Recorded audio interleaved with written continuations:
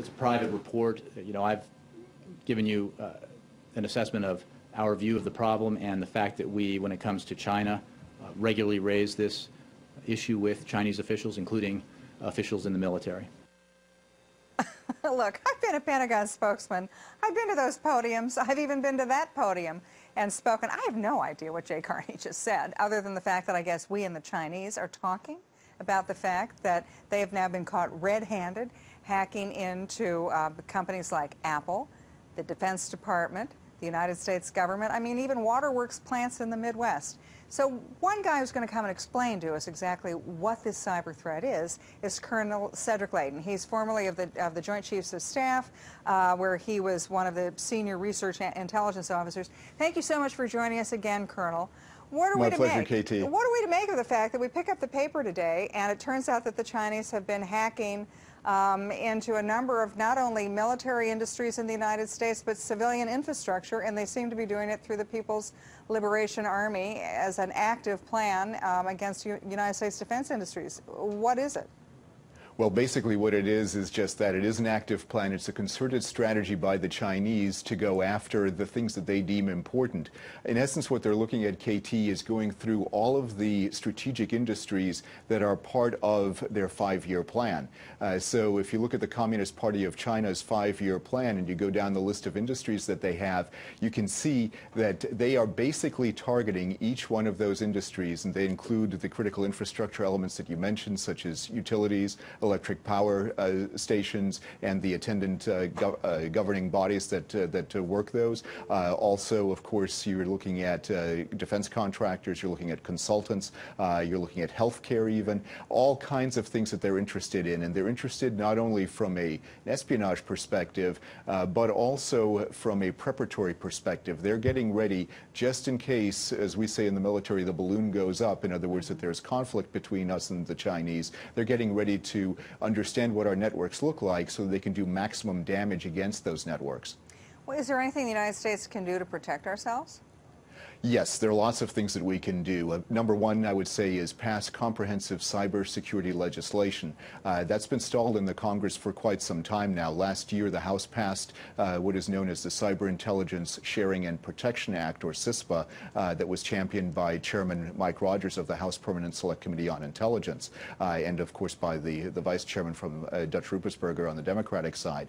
That bill has a lot of good elements in it, particularly the information sharing piece between the intelligence community and the private sector. A lot of what the Mandiant report, Mandiant being the company that released this report, talks about has actually been known by the intelligence community for some time. Maybe not exactly the same things, but similar pieces of information. Okay, and well then let me just interrupt for a second. If we all recognize there's a problem and there's a solution, why, how could anybody be against this legislation? Well, what you're looking at is concerns from two sides. On the one side, you have the privacy advocates from the American Civil Liberties Union and similar groups. And then on the other side, you have the U.S. Chamber of Commerce that is worried about onerous regulations on businesses. And they both have valid points. But the problem is that this is a clear and present threat to our infrastructure, to our well-being, not just strictly in the IT sense of that word, but also in the interaction that we have in our daily lives with that infrastructure, such as through electricity, through hospitals. All of those things could potentially adversely be affected. Are we doing the same thing?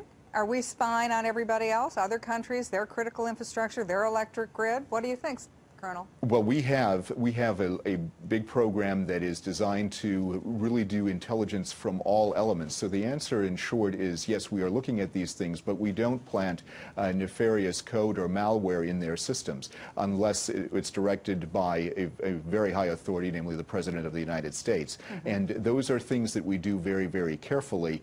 We do have certain capabilities. We do have certain cyber quivers, in our arsenal that we can actually use and make into weapons of war, should we so choose to do that. But it becomes a very important element of the national power. And in essence, what we're looking at, KT, is making sure that everybody understands that cyber is a domain of warfare, just like air, space, and land our domains of warfare as well.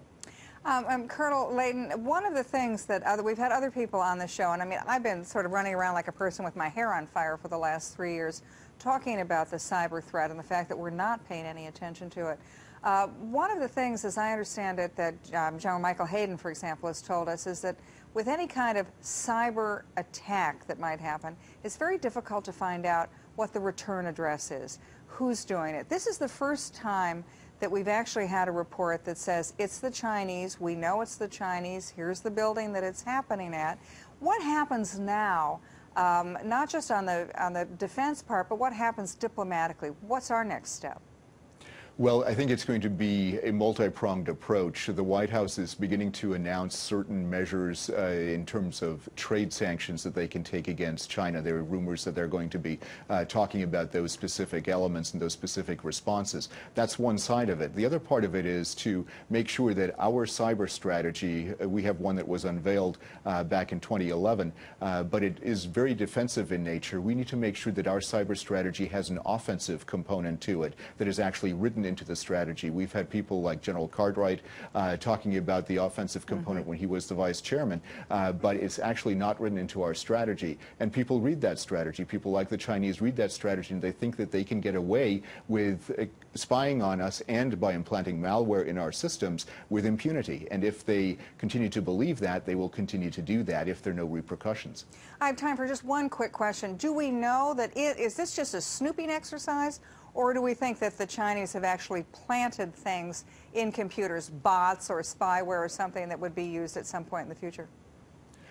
My personal belief is that they have used this opportunity to do a reconnaissance in force of the networks. And what they're doing is they're targeting about 115 different companies. It is a targeted approach. And what they're doing is they're going in and they're making sure that they understand the network so that they can actually put things like backdoors, botnets, other forms of malware on our systems. And there are pieces of malware on our systems right now, both private and public, that could be activated in a so-called zero-day exploit should the Chinese decide to do that. So we are already in the era of cyber war, although it seems early days.